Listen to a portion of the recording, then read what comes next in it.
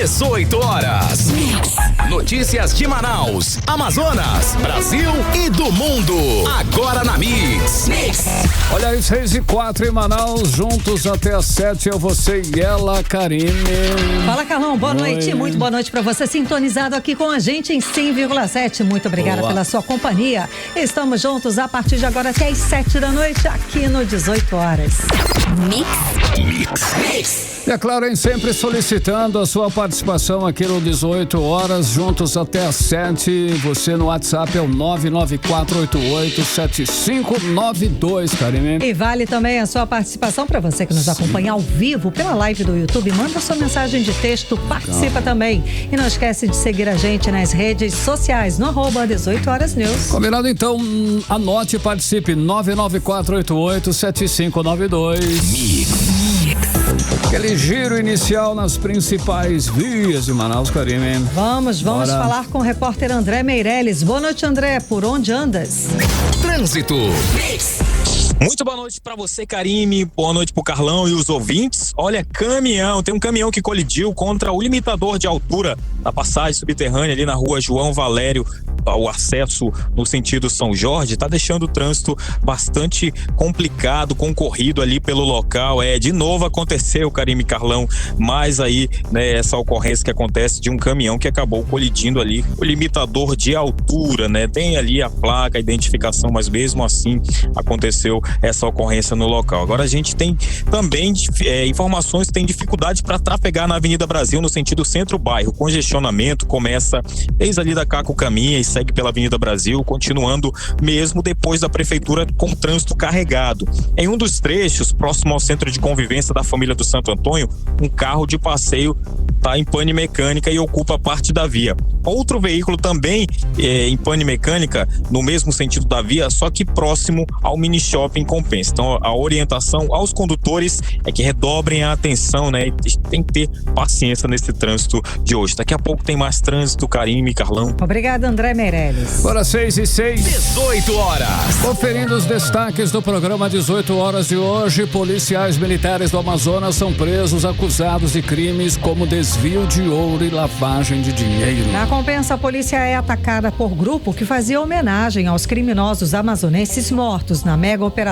do Rio de Janeiro. O presidente Lula sanciona projeto de lei do senador Sérgio Moro que endurece o combate ao crime organizado. O projeto prevê a construção de 4 corredores de BRT em Manaus até 2054. Agora 6:06, juntos até às 7 no melhor Mix do Brasil. Com esses e outros assuntos, você confere os destaques de hoje.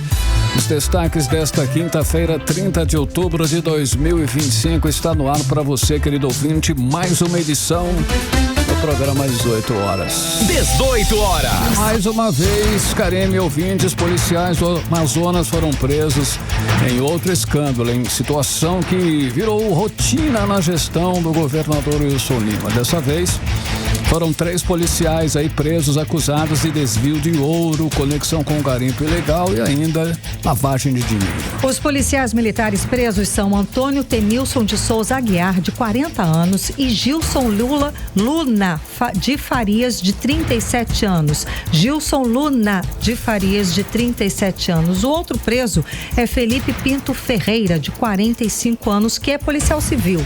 Essa operação, Carlão, foi da Polícia Federal e encontrou com eles mais de 70 quilos de ouro avaliados em 45 milhões de reais. Olha só, Karine, além do ouro, foram apreendidos 2 veículos que seriam usados no transporte do material. Um carro blindado para proteger a carga e outro com fundo falso adaptado para circular com ouro aqui em Manaus. A operação foi conjunta da Polícia Federal com unidades especiais da Polícia Militar e também o apoio da Rocan, Karine. Importantíssimo, Carlão. E esse caso levanta novamente questionamentos sobre as forças de segurança, a atuação do governo do Amazonas e os mecanismos de combate à corrupção dentro das corporações. Não é de hoje que a gente noticia aqui escândalos, agentes da segurança pública sendo presos em várias operações. É claro que a gente aqui faz aquela distinção. A gente sabe que esses casos são casos isolados e que não representam a corporação como um todo. Vai aqui toda a nossa honra aos agentes de segurança do estado do Amazonas, Amazonas, a esses homens e mulheres honrados que saem todos os dias para trabalhar na segurança pública do estado do Amazonas. Infelizmente, existem esse tipo de profissionais, essas pessoas que mancham a farda da corporação, e a gente sabe, vai aqui a nossa distinção. Sabemos que não são todos assim, que são casos isolados. A repórter Nathalie Moraes está ao vivo aqui com a gente. Ela tem mais detalhes a respeito de mais essa prisão, desse caso de corrupção. Nathalie, então, vamos lá.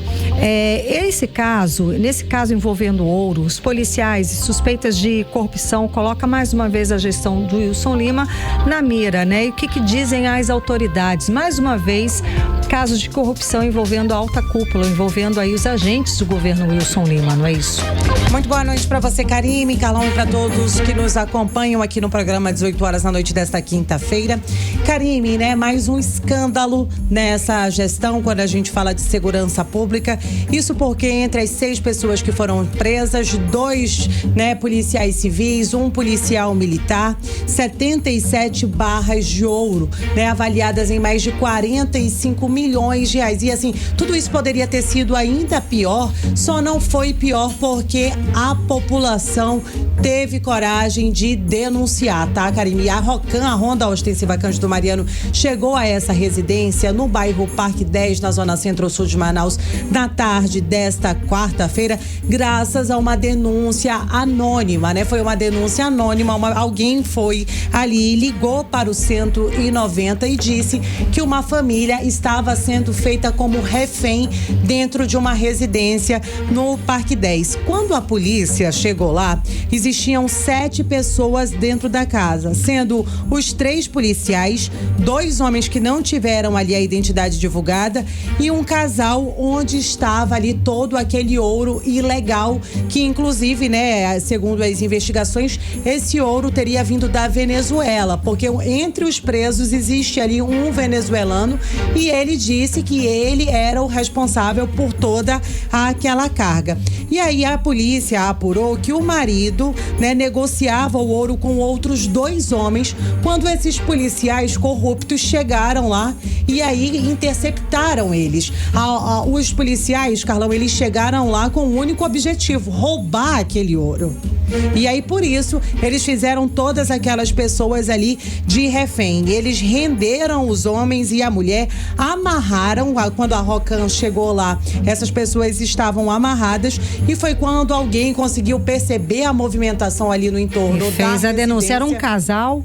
Era um casal e estava negociando, né? E aí tinham outras 2 pessoas tá, que chegaram lá para comprar esse ouro. Sim. E aí chegaram mais 3 policiais. Os policiais receberam essa informação, que é isso que agora realmente a polícia está investigando, para tentar entender como é que eles chegaram até aquela residência e sabiam que existia ali aquela quantidade bastante expressiva de ouro. Quando a polícia invadiu o imóvel, né, eles encontraram ali os policiais, as pessoas rendidas no chão pelos policiais, mas para a gente entender melhor como é que funcionou toda essa dinâmica, na manhã de hoje, né, teve uma entrevista coletiva e aí a gente vai ouvir agora a fala do comandante da ROCAM, o tenente-coronel Renan Carvalho, ele que acompanhou essas diligências e traz pra gente os detalhes dessa incursão.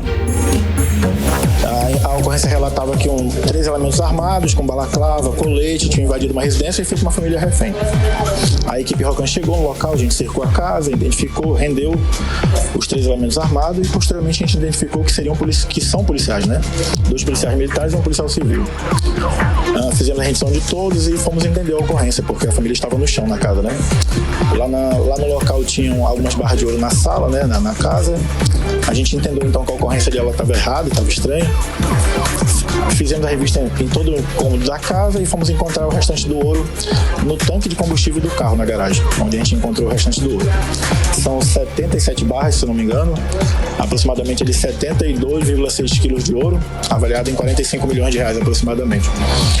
Então todos foram presos, né? A gente levou a prisão de todos eles.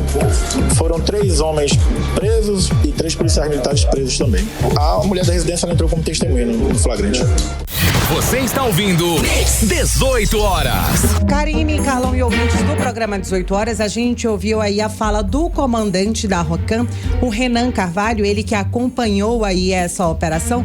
E aí, é claro, né, Karime, o secretário de Segurança Pública do Amazonas, o Coronel Vinícius, ele foi bastante questionado sobre esses policiais que foram presos. Entre eles, o investigador da Polícia Civil, Felipe Pinto, e os cabos da Polícia Militar, Antônio Temilson Aguiar e Gilson Luna Farias. E aí o secretário afirmou que esses, né, que está sendo feito todos aqueles trâmites dentro da polícia, em que inclusive os militares podem ser expulsos da corporação. Vamos conferir aí o que disse o secretário de Segurança Pública. Do nosso lado aqui agora fica a participação e ajuda à Polícia Federal na investigação para compreender como esse ouro, de onde esse ouro veio, se realmente foi da Venezuela, se foi de Roraima, ou se foi mesmo aqui do Amazonas. Então esse é um primeiro momento. O segundo momento é a participação de profissionais do sistema de segurança pública, que nós não vamos coadunar nunca com esse tipo de ação. Tanto que aqui, parabenizando novamente a ROCAM, foi lá e prendeu a todos, mostrando que a gente não tem nenhum tipo de problema em cortar na carne quando está errado. Foram apresentados à Polícia Federal, já abrimos no dia de hoje a nossa investigação interna administrativa e provavelmente não vão conseguir comprovar e em não comprovando, se isso acontecer, deles não explicarem aquela situação toda, poderão ser expulsos tanto da Polícia Militar quanto da Polícia Civil. Você está ouvindo 18 horas. Karime, Carlão e ouvintes, né? A gente ouviu aí um trechinho da fala do Coronel Vinícius, ele que é secretário de Segurança Pública aqui do Amazonas, mas o que realmente chama a atenção nesse caso, Karime, vale a gente reforçar que essa foi uma investigação da Polícia Federal, tá? Isso porque esse venezuelano, que não teve o nome divulgado, ele já vinha sendo investigado e a Polícia Federal realmente está apurando, inclusive, a participação de outros servidores públicos envolvidos aí nesse esquema. Isso porque a gente está falando um esquema que já estava sendo investigado pela Polícia Federal há alguns meses. Existe aí, né, a suspeita de que esse ouro realmente tenha vindo do garimpo ilegal aqui na nossa região. A gente está falando, né, a gente mora numa região onde faz fronteira com países, né, a gente sabe, a gente mora no meio da rota do narcotráfico, mas também por aqui passa muito ouro.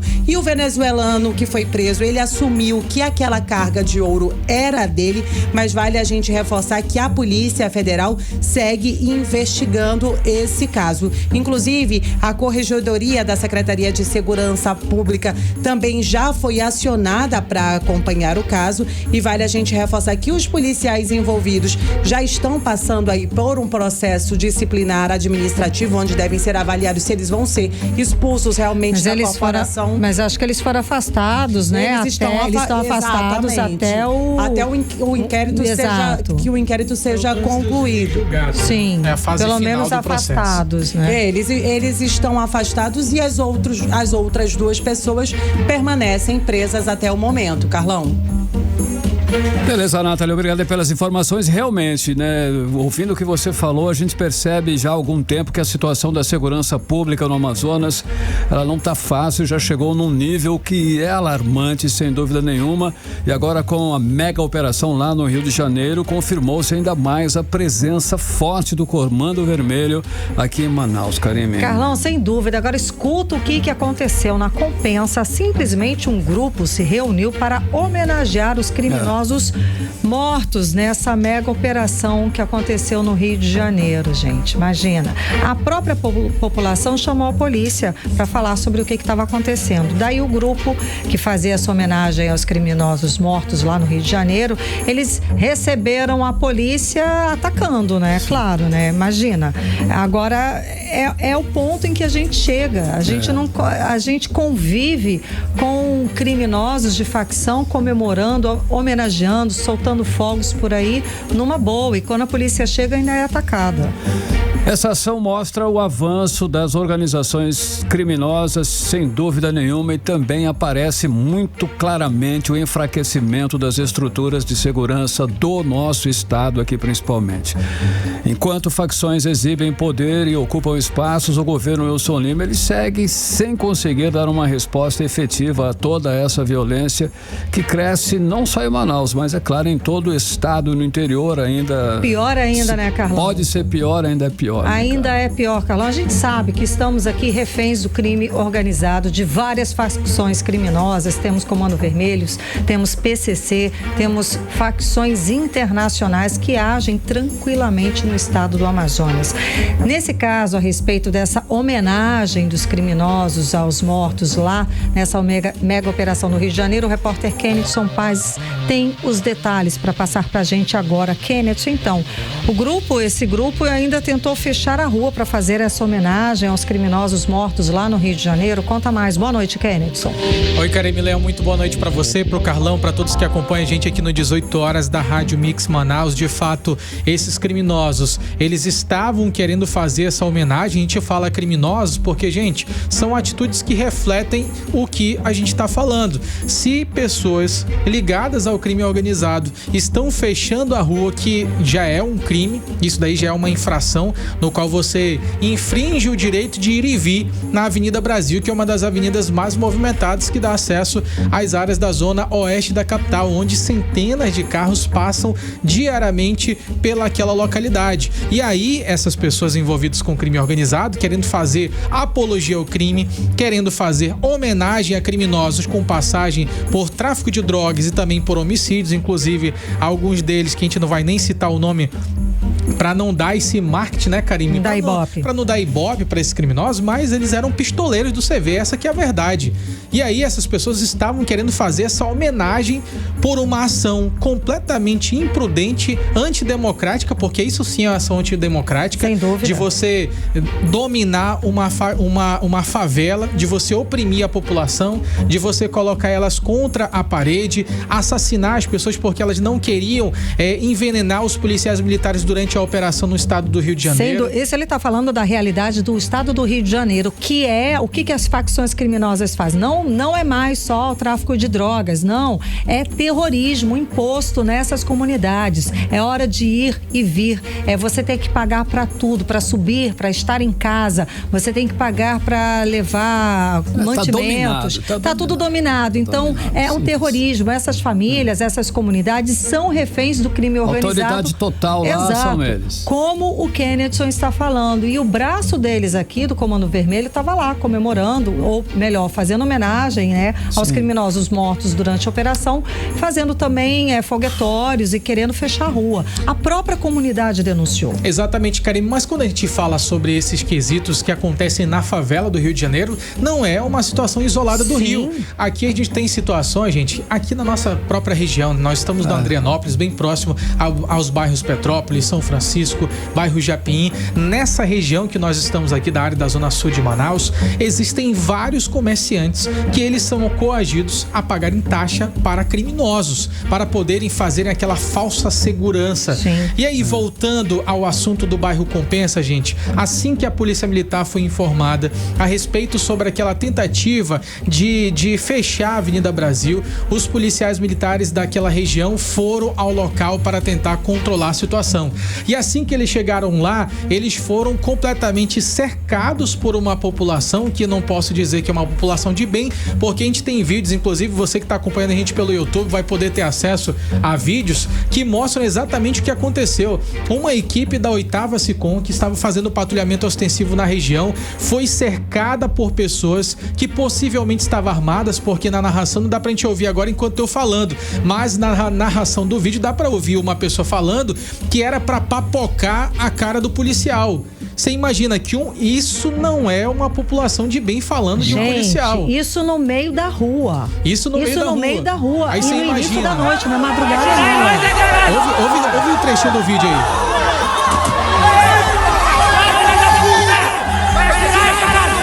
Isso contra policial militar, gente. Ou seja, o crime perdeu completamente a noção. Ele acha que domina realmente o bairro da Compensa. De fato, existe algumas ruas que todo mundo sabe aqui em Manaus que polícia militar não entra, o que é um negócio completamente inacreditável. Locais que apenas o tráfico é que autoriza se vai entrar, se não vai entrar. Várias ruas aqui da nossa cidade com pichações de CV dizendo que se não baixar o vidro vai pegar tiro. E a gente gente sabe que é assim. A gente sabe que existem ruas e lugares que a gente não entra.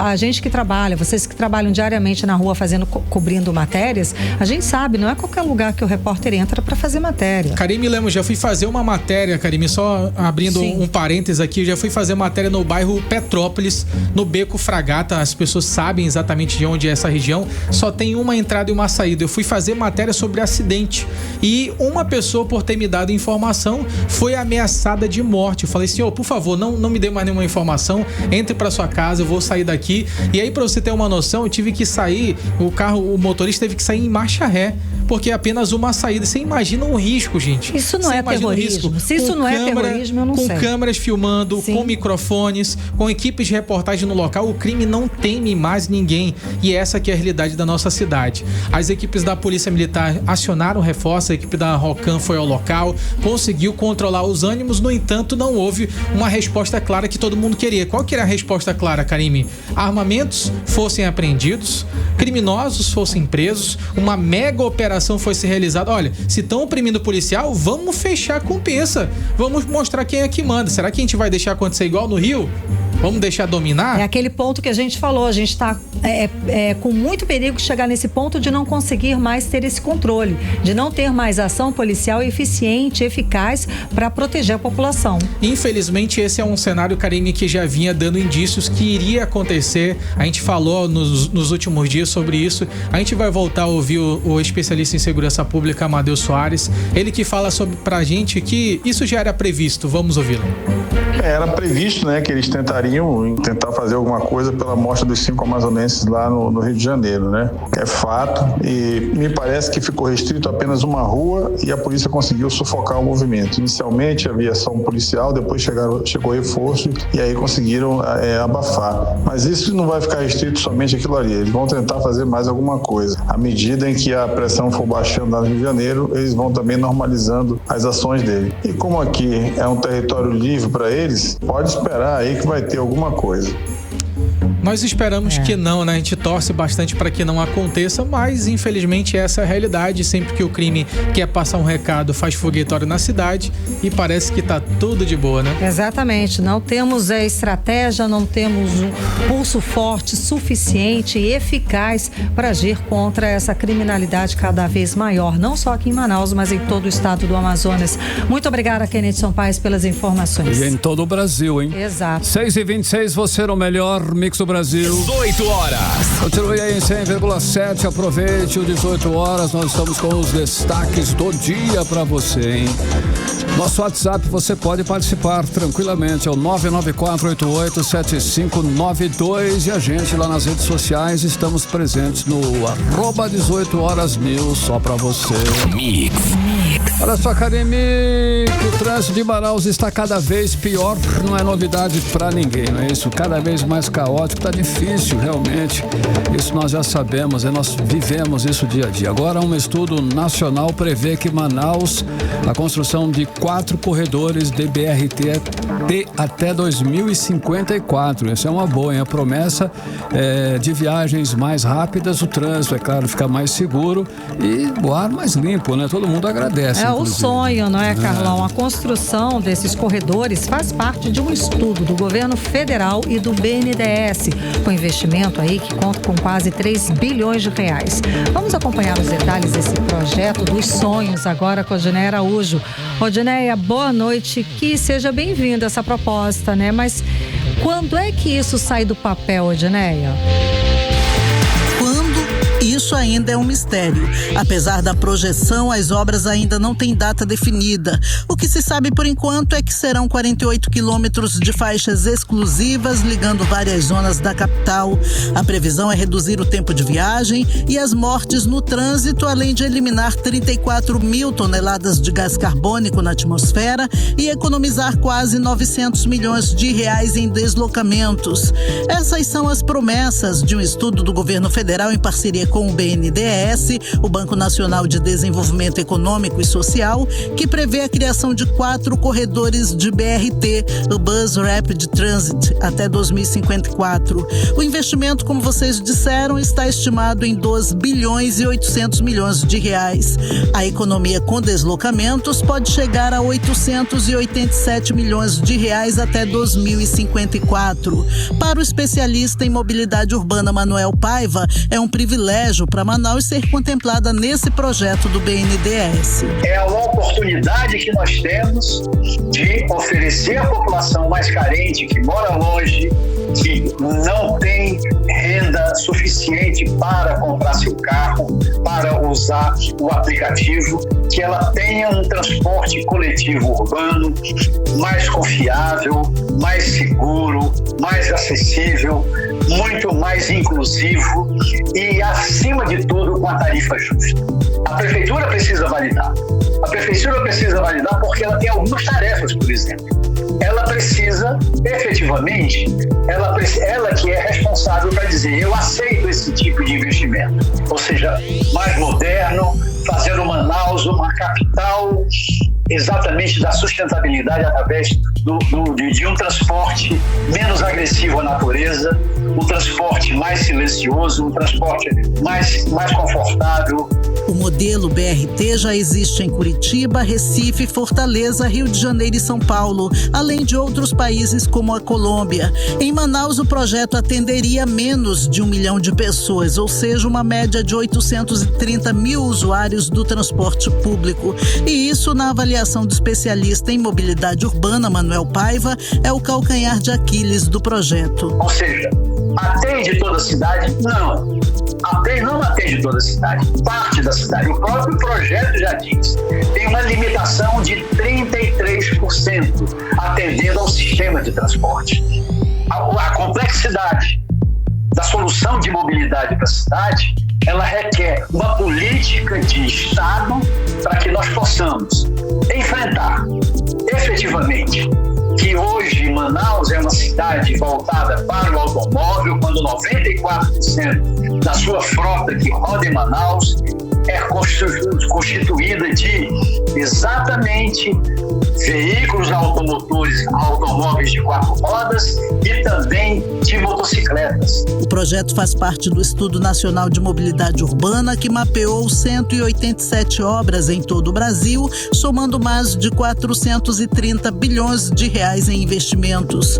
O 18 Horas tentou falar com o Instituto Municipal de Mobilidade Urbana, mas até o fechamento da reportagem, eles não enviaram resposta. De qualquer forma, o estudo é um passo importante para tornar o transporte público mais eficiente, limpo e seguro no Amazonas. Volto com vocês. Beleza, Odinera, hoje 6h31, você no melhor mix do Brasil. 18 horas. Presta atenção, você estudante, hein, que está interessado em participar do FIES. O prazo para as inscrições das vagas remanescentes do Fundo de Financiamento Estudantil FIES podem ser feitas até às 23h59 desta quinta-feira 30, hoje no caso, e é o horário de Brasília, atenção. Tem tempo, hein? Gente, tem que correr, viu? As inscrições devem ser feitas exclusivamente pela internet, na página do FIES, dentro do Portal Único de Acesso ao Ensino Superior. O FIES é o programa do Ministério da Educação que concede financiamento a estudantes de baixa renda de cursos de graduação em instituições de educação superior privadas. Olha só, o financiamento para quem for selecionado para as vagas remanescentes cobrirá as mensalidades a partir deste segundo semestre letivo de 2025, ok? Nesta edição, o governo federal oferece mais de 58 mil vagas para 10.319 cursos, turnos de graduação em 690 instituições privadas de educação superior. 6h32. Mix. Olha só, escuta essa. A Anvisa proibiu o uso de 2 substâncias que podem causar câncer e que podem estar em produtos usados para fazer unhas ou esmaltação em gel que precisam ser expostos à luz ultravioleta, Karine. Carlão, é o seguinte, o DMPT pode causar câncer em seres humanos e o tipo TPO é tóxico para a reprodução e pode prejudicar a fertilidade. O objetivo da medida é, claro, proteger a saúde das pessoas que utilizam esses produtos e principalmente dos profissionais que trabalham com ele. O repórter André Meirelles traz pra gente mais detalhes sobre o assunto. Boa noite, André. Muito boa noite, Karime, Carlão, aos ouvintes. Olha, as substâncias são o TPO, que é o óxido de difenil, e também o DMPT, conhecido como dimetiltolilamina. Segundo a Anvisa, o DMPT pode causar câncer em humanos, enquanto o TPO é tóxico para a reprodução e pode afetar a fertilidade, como explica a dermatologista Iris Alencar. São substâncias que eles viram, o TPO associado a alterações na fertilidade e o outro, o DMTA, potencialmente cancerígenos. Porque quem faz unha em gel sabe que são várias etapas para a construção daquela unha. Aquela luz em geral é radiação UV, principalmente UVA. E essas radiações elas podem causar câncer de pele com essa radiação contínua. Antes disso, já queimaduras e manchas nessas mãos. Então é importante sim que você peça para ela dar uma olhada, ou você mesmo. Hoje em dia todo mundo consegue dar um Google e ver quais são as substâncias para poder ficar atento e evitar que tenha o produto na hora de você fazer a unha.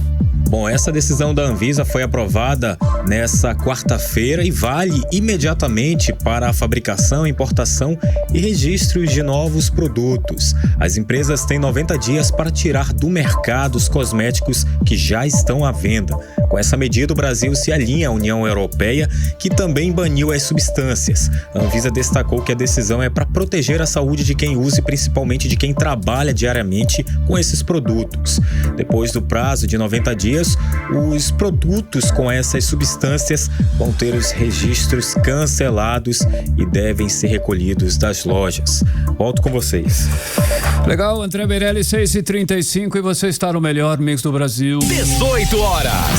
E daqui a pouco aqui no 18 horas, levantamento do Greenpeace Brasil revela queda de mais de 11% no desmatamento na Amazônia. É nosso assunto em instantes. Mix. Karime, aquele giro pelo trânsito de Manaus com novidades. Vamos lá, vamos falar com o repórter André Meirelles. André, antes de você falar sobre o trânsito, tem um esquema especial da Prefeitura para esse dia de finados, é isso? Trânsito. Exatamente isso. Karime, Carlão, boa noite para vocês. Olha, as ações começam nesse sábado, dia 1º de novembro, que é dia de Todos os Santos, a partir das 6h30 da tarde, com a inauguração da Praça Anjo da Esperança, no cemitério Nossa Senhora Aparecida, no Tarumã, na Zona Oeste. Esse espaço é uma homenagem às vítimas da pandemia de Covid-19 e aos profissionais de saúde que atuaram na linha de frente durante o período mais crítico ali dessa crise sanitária. A CEMOSP vai coordenar ali a operação, que envolve a estrutura de tendas, sonorização, entre outros serviços, né? E essa programação também vai seguir, claro, domingo agora, dia 2, que é dia dos finados. Vai das 7 da manhã até as 6 da tarde, com missas, cultos e ações evangelísticas em todos os cemitérios. No cemitério São João Batista, vai ter várias ações ali no local, também no Santa Helena, São Francisco e na Nossa Senhora Aparecida, né? Que é uma programação mais intensa durante todo o dia, com missa aí, com horário de 7, 8 da manhã, 10 da manhã, meio-dia, 18 horas, e os cultos às 7 da manhã e também às 5 horas da tarde. Na zona rural, os cemitérios, né? Eles vão seguir também com essa programação. E tudo já está pronto aí para que as pessoas possam agora, desde o dia 1º, o dia de Todos os Santos, também até o dia 2, dia dos finados, curtir essa programação com muita segurança e, claro, como a gente já falou aqui, mas vale ressaltar que durante esses 2 dias, principalmente domingo agora, no dia 2, dia dos finados, próximo ali aos cemitérios aqui da capital amazonense, vai ter toda uma estrutura com apoio dos agentes de trânsito no local para apoiar aí e evitar, né, qualquer circunstância no local. Karime, Carlão. Trânsito agora que a gente fala é aqui pela Avenida Brasil, no sentido centro-bairro. O trânsito já tem mais aquela folguinha, menos veículos pela via. No sentido contrário, né, bairro-centro, o trânsito tem boa fluidez. Volto com vocês. Muito obrigada, André Meirelles. Agora 6h37 em Manaus. 18 horas. E agora nós vamos de previsão do tempo. É tempo e temperatura para hoje, quinta-feira, amanhã, sexta-feira. E é com ela, Vanessa Lima. Previsão do tempo. Boa noite, Karime e Carlão, e a todos que acompanham a previsão do tempo aqui com a gente no 18 horas. Quinta-feira de sol entre nuvens, alta umidade e temperaturas que chegaram aos 34 graus. À noite, a expectativa é de céu parcialmente nublado, ventos fracos e probabilidade baixa de chuva. E agora vamos falar sobre o clima de amanhã, 31 de outubro, sexta-feira. Segundo o Clima Tempo, a previsão para sexta indica um dia com clima mais instável, com manhã quente e abafada e pancadas de chuvas leves a moderadas, especialmente no período da tarde. À noite, o tempo tende a melhorar com possibilidade menor de chuva e céu mais limpo. A temperatura nessa sexta varia entre mínima de 25 e máxima de 32 graus e a umidade relativa do ar fica em torno de 65 a 94%. Muito bem, Vanessa Lima, 6h38. Mix. Você em 100,7 no melhor Mix do Brasil. Participe conosco do programa 18 horas. Estamos juntos até às 7 da noite. O nosso WhatsApp está à sua disposição. É o 99488-7592. E nas redes sociais nós estamos lá, no @18 horas News. Mix. Política. E vamos de política, Carlão. Kenneth Paes e Nathalie Moraes seguem ao vivo aqui com a gente no 18 horas. Nathalie, boa noite mais uma vez. Então, o presidente Lula sancionou o projeto de lei de autoria do senador Sérgio Moro que endurece o combate ao crime organizado no Brasil e amplia a proteção de agentes públicos. A gente comentou sobre isso aqui na edição de ontem com Kenneth Paes. Ou seja, Nathalie, com essa medida, depois da situação do Rio de Janeiro e de todas as críticas contra o governo, o Lula não tinha outra saída, né? Ou ele assinava isso ou o negócio ia azedar de um jeito, né? Ou ele esqueceria eleições de 2026, né? Boa, Muito boa noite mais uma vez para você, Karime, Carlão, e para todos que nos acompanham. Ele realmente não tinha outra alternativa. O presidente Lula sancionou a lei aprovada no Congresso que endurece aí o combate ao crime organizado e aumenta a proteção aos agentes públicos que atuam na área da segurança pública. No 18 horas desta quarta-feira, a gente já tinha falado sobre esse projeto de lei de autoria do senador Sérgio Moro do Paraná, que foi aprovado na Câmara no início do mês passado, antes de toda essa confusão acontecer, e aí seguiu para a sanção presidencial, seguiu para a sanção do presidente Lula.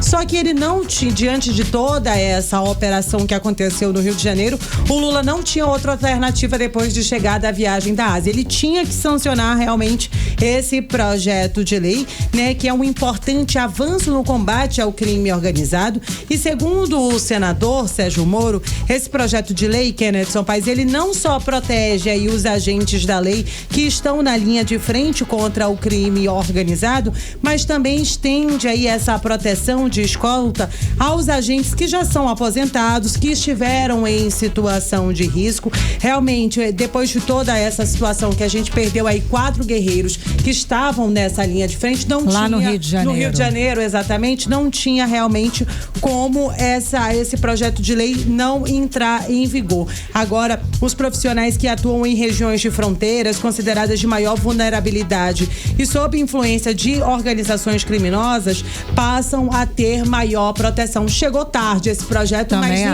mas felizmente ele saiu do papel, né, Carlão? Sem dúvida, antes tarde do que nunca, já diz o velho ditado, né? Isso, valeu, Nathalie. Ken, ainda falando das repercussões sobre a mega operação no Rio de Janeiro, aqui no Amazonas, apenas parlamentares do Partido Liberal se pronunciaram até agora.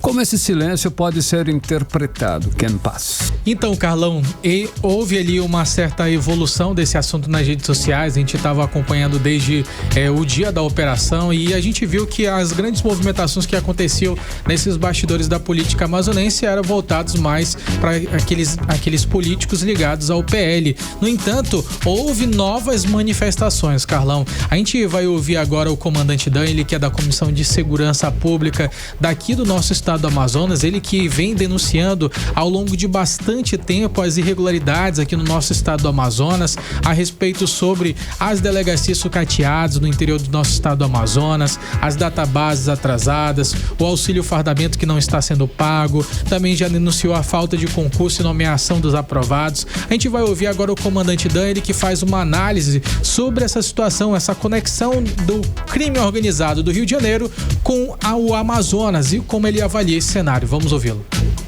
Nós aqui no estado do Amazonas temos os nossos próprios problemas. A solução não é uma política de confronto policial, a solução está na prevenção da violência, evitar que aconteça, que chegue a esse estágio para que seja necessário haver uma intervenção desse nível. Mas aqui no estado do Amazonas a coisa está muito diferente. Ora, quando eu vejo uma facção criminosa distribuindo cestas básicas em um determinado ambiente, quando eu tenho notícias de que para que uma pessoa possa entrar para realizar um culto, por exemplo, em determinado ambiente, tem que ter a autorização do líder da facção criminosa daquele lugar. Então, qual é a diferença? Nós precisamos deixar de hipocrisia e tratar dos problemas como eles devem ser tratados.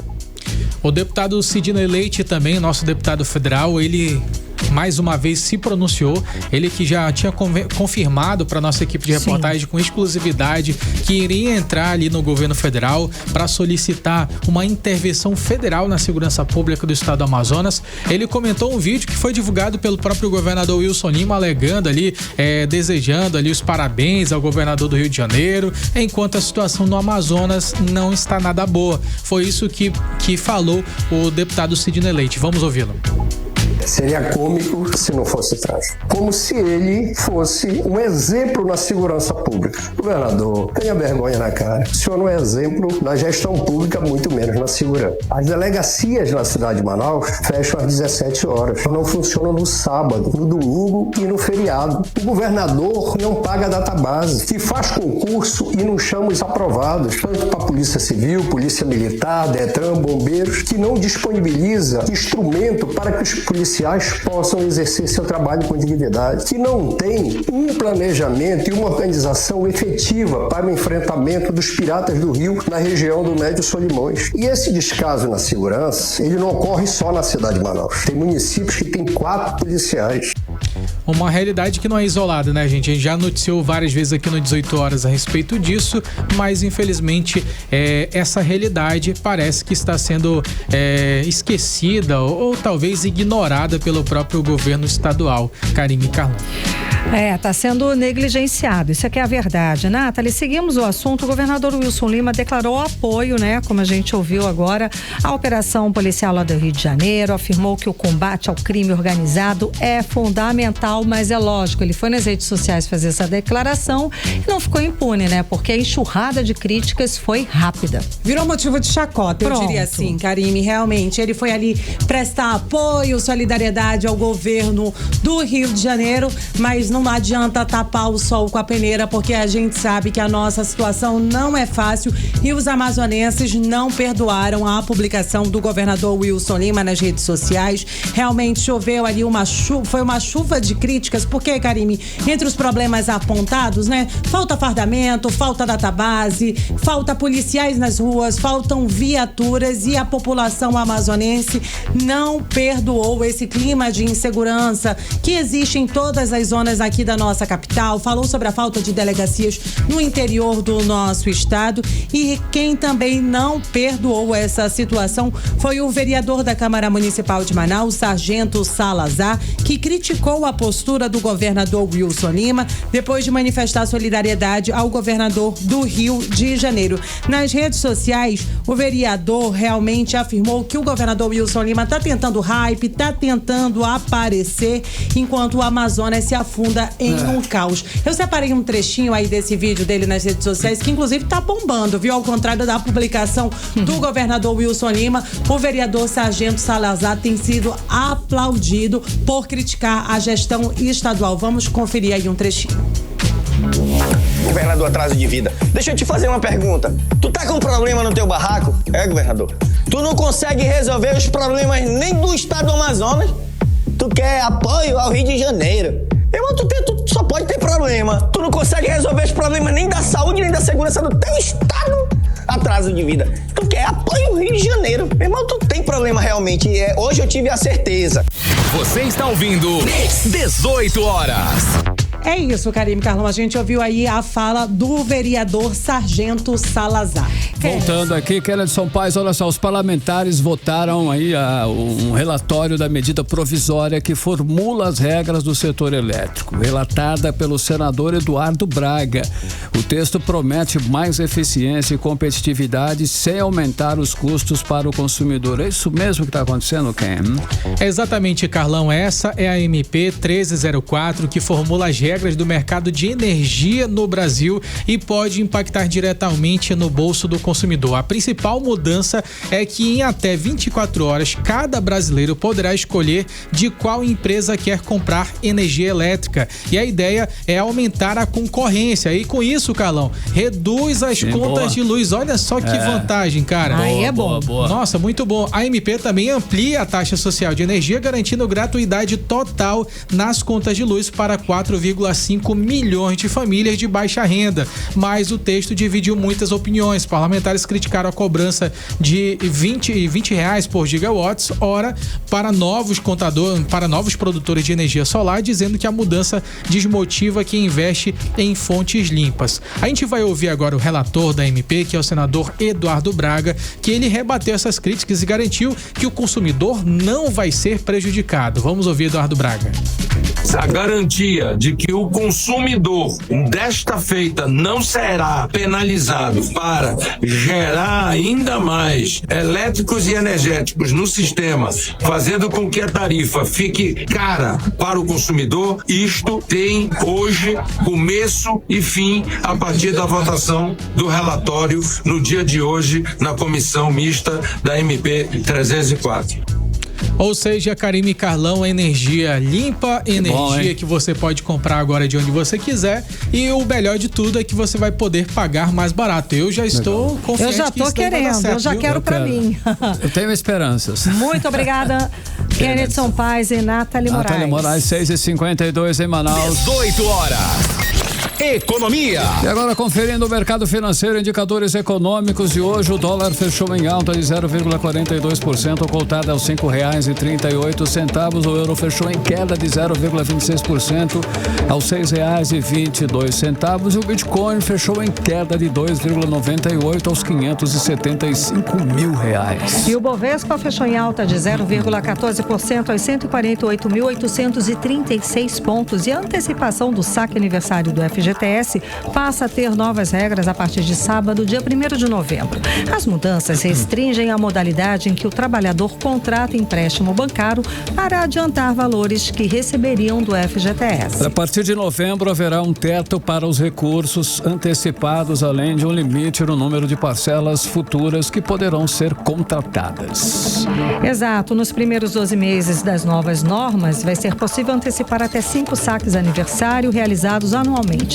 Após esse período, o limite passará a ser de 3 saques. Olha só, em relação aos valores, as novas regras estabelecem uma parcela mínima de R$100 e uma máxima de R$500. Assim, no primeiro ano, o trabalhador pode antecipar até R$2.500, 5 saques de R$500. Depois, o limite cairá para R$1.500, ou seja, 3 retiradas de R$500. 6h53, você no melhor mix do Brasil. 18 horas.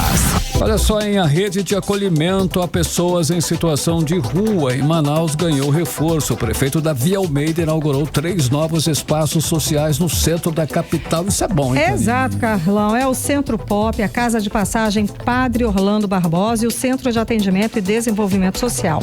Vamos voltar a falar com o repórter André Meirelles, que tem mais detalhes a respeito do assunto. Boa noite, André. Muito boa noite, Karime, Carlão. Olha, o Centro Pop, funciona aí como porta de entrada para quem vive nas ruas. O espaço tem áreas de higiene pessoal, guarda de pertences, alimentação e atendimento técnico com equipe multiprofissional. Lá os usuários recebem orientação e encaminhamento para serviços de saúde, habitação, educação, emissão de documentos, e como o prefeito de Manaus explicou hoje durante a solenidade, hoje à tarde, eles também, prefeito de Manaus, Davi Almeida, os que vão estar ali nesse Centro Pop vão receber ali café da manhã, almoço, janta. Vamos acompanhar a fala dele. E as pessoas que irão frequentar esse espaço, elas entrarão aqui, elas vão ter o café da manhã, o almoço e o jantar. Ao adentrar aqui, vocês que estão nessa situação vão receber um kit. Vocês vão ter uma toalha pessoal, uma escova de dente, vocês vão ter um chinelo, um barbeador, as mulheres um absorvente diário. Vocês vão ter aqui dentro uma lavanderia, um refeitório.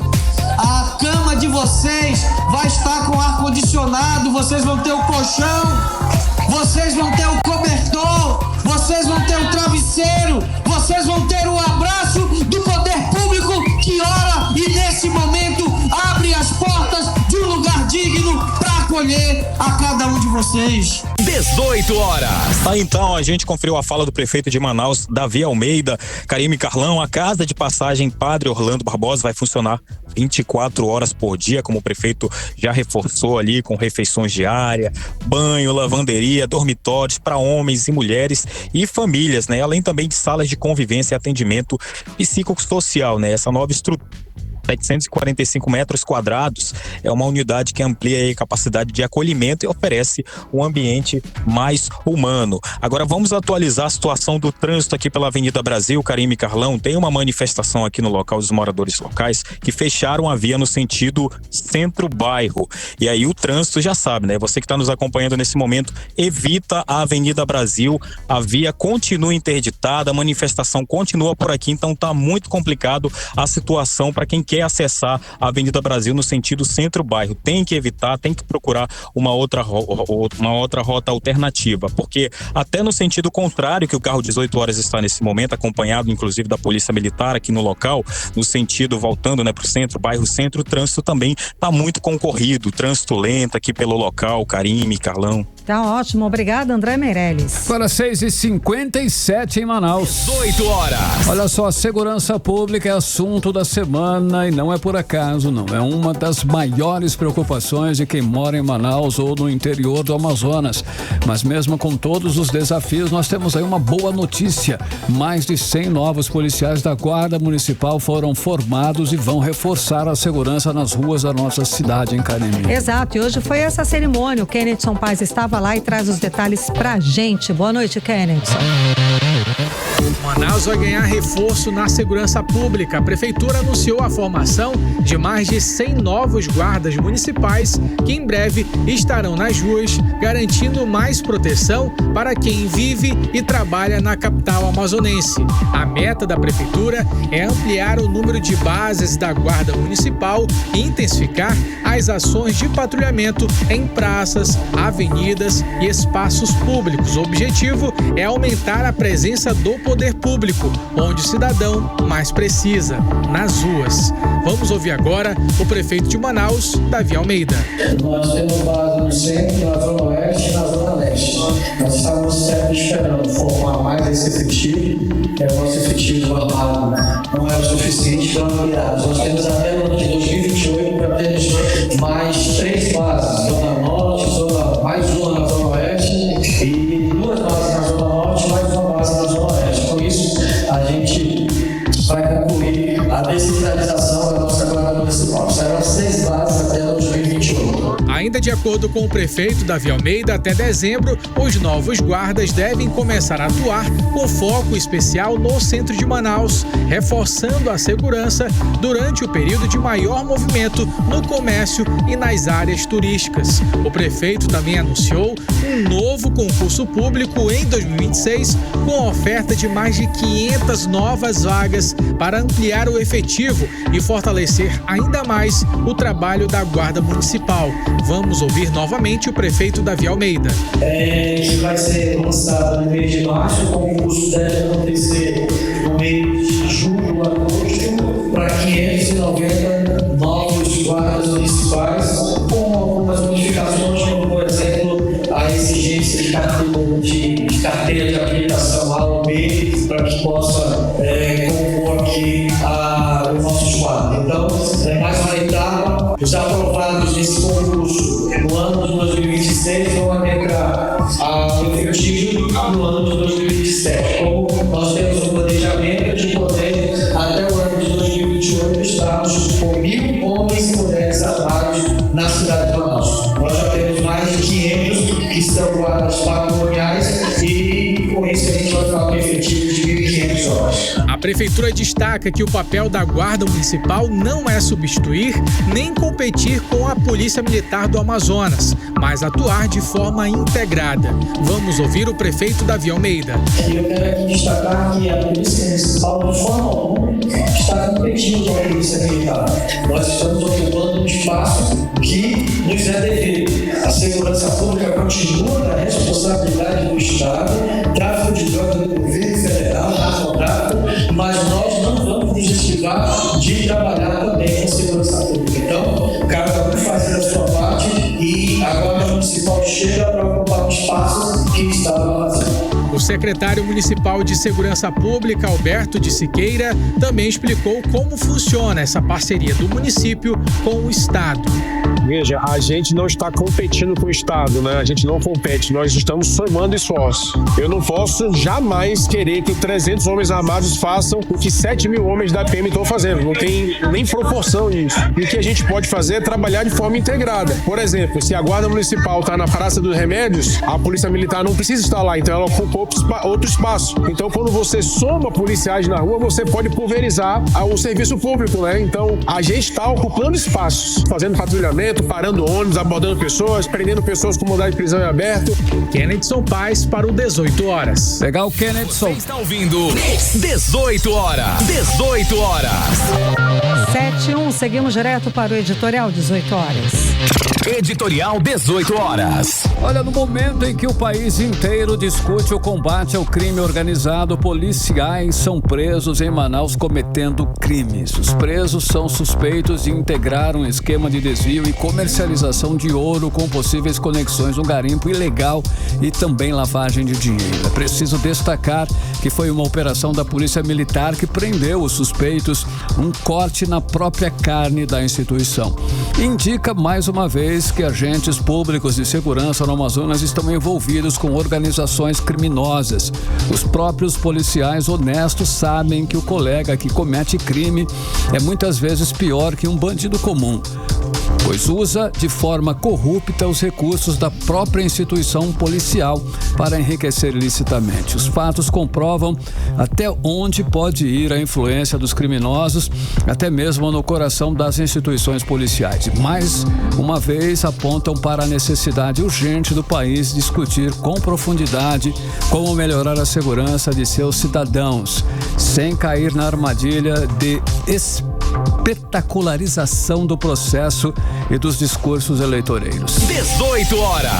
7:03, Karime, boa noite. Boa noite, um beijo, até amanhã. Você ouviu 18 horas. As notícias do Brasil e do mundo. De volta amanhã.